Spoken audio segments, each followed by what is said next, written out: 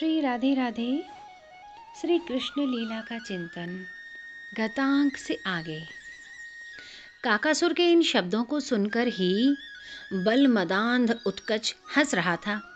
काकासुर को अत्यंत भीरू और निर्बल मानकर कंस अपनी शक्ति का प्रदर्शन कर रहा था।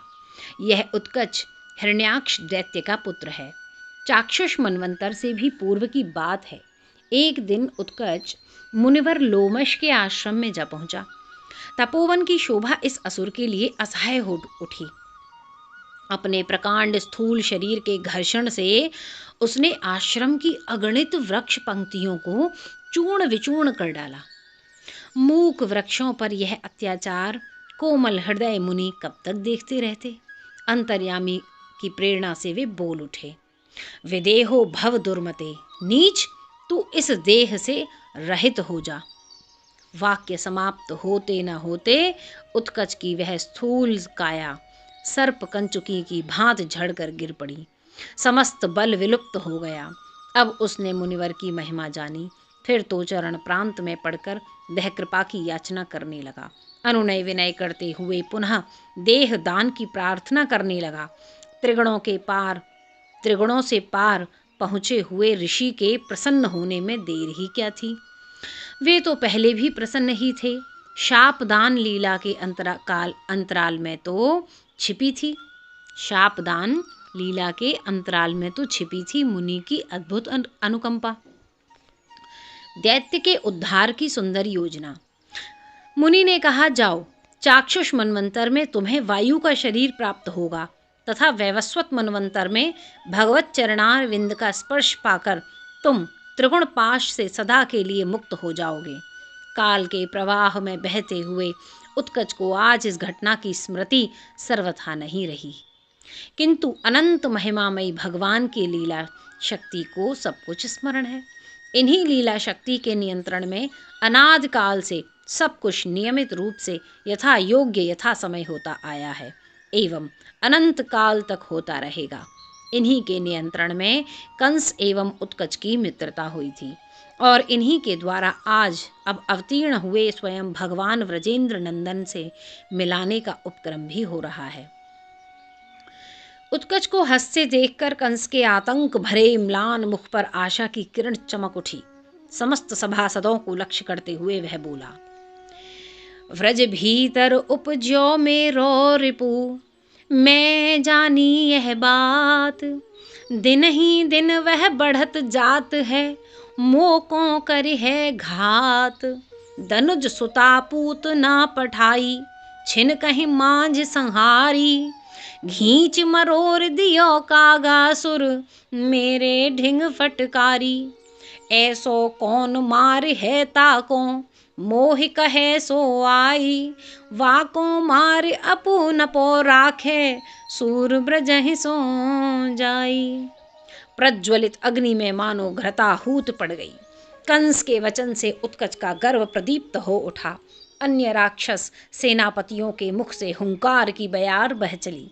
अतः गर्व की लपट बिखेरते हुए उत्कच अपने स्थान से उठा और कंस के सामने हाथ जोड़कर बोला, दो कर जोर भयो उठ ठाढ़ो, प्रभु आयसु मैं पाऊं। ह्याते जाई तुरत ही मारो, कहो तो जीवत ल्याऊं। कंस के हर्ष की सीमा न रही। वह आसन से उठ खड़ा हुआ और उत्कच की भूर भूर प्रशंसा करते हुए व्रजेंद्र नंदन के योगींद्र मुनींद्र दुर्लभ चरणार विंद के स्पर्श का सुयोग आने में 7 पहर का विलंब था। अतः चलकर भी असुर पथ भ्रांत हो गया। व्रजपुर का व्रजेंद्र ग्रह का संकेत न पा सका। इससे पूर्व इसी व्रजपुर की सीमा पर बारंबार उड़कर आने वाली पूतना 7 दिन भटक चुकी है। उत्कच को तो केवल 7 पहर ही भटकना है। जो हो, पथ भूला हुआ उत्कच ब्रजपुर का अनुसंधान पाने के उद्देश्य से ब्रज की परिक्रमा कर रहा है एवं व्रजेंद्र नंदन की लीला शक्ति तदनुरूप रंगमंच के निर्माण में लगी है। शरद हेमंत की संधि का प्रभात हुआ है। मानो निशा सुंदरी व्रजेंद्र नंदन का दर्शन करने आई थी। 4 पहर दर्शनामृत का पान करती रहीं और भी करती, पर अब तो सूर्यदेव यशोदानंदन को देखने आ रहे थे। इसी से वे लज्जावश अंतरिक्ष में जा छिपी, किंतु अदर्शन के दुख से खिन्न होकर जाते समय छाती पीटती जा रही थीं। इससे उनके गले का मुक्ताहार टूट पड़ा और मुक्ता के दाने सर्वत्र बिखर गए। इस तरह मोती जैसे ओस कण सर्वत्र पड़े चमक रहे हैं। क्रमशः सूर्योदय होता है। व्रज के वन प्रांतर की ओट से छन छन कर आती हुई किरणों के आलोक से नंद भवन उद्भासित होने लगता है। विकसित कुरंटक एवं कुरबक पुष्पों का पराग लेकर मंद समीर प्रवाहित हो रही है। इस समय उल्लास से भरे व्रजेंद्र तोरण द्वार पर खड़े हैं, ब्राह्मणों को निमंत्रण भेज रहे हैं। आज नंद नंदन का जन्म नक्षत्र है। नक्षत्र मास की गणना से नंद नंदन इस समय 3 मास के हो चुके हैं।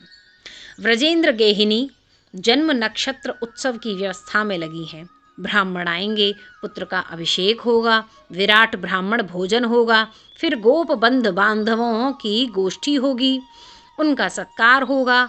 इनकी सामग्री एकत्र करने में रोहिणी जी सहित वे स्वयं जुटी हुई हैं। पर यह करते हुए भी नंद रानी का मन तो अपने पुत्र के पास है। इसीलिए एक वस्तु का निरीक्षण समाप्त होते ही दौड़कर वे अपने सांवरे सलोने पुत्र के पास पहुंच जाती हैं। पुत्र को देखकर भंडार में चली जाती हैं, फिर कुछ देर बाद लौटकर आती हैं तथा अपने हृदय धन को सुप्रसन्न निहार कर पुनः रोहिणी जी की सहायता करने चल पड़ती हैं। यशोदानंदन की रक्षा पर इस समय धात्रियां हैं। यशोदानंदन की रक्षा पर इस समय धात्रियां हैं जो उनकी शैया को चारों ओर से घेर कर बैठी हैं।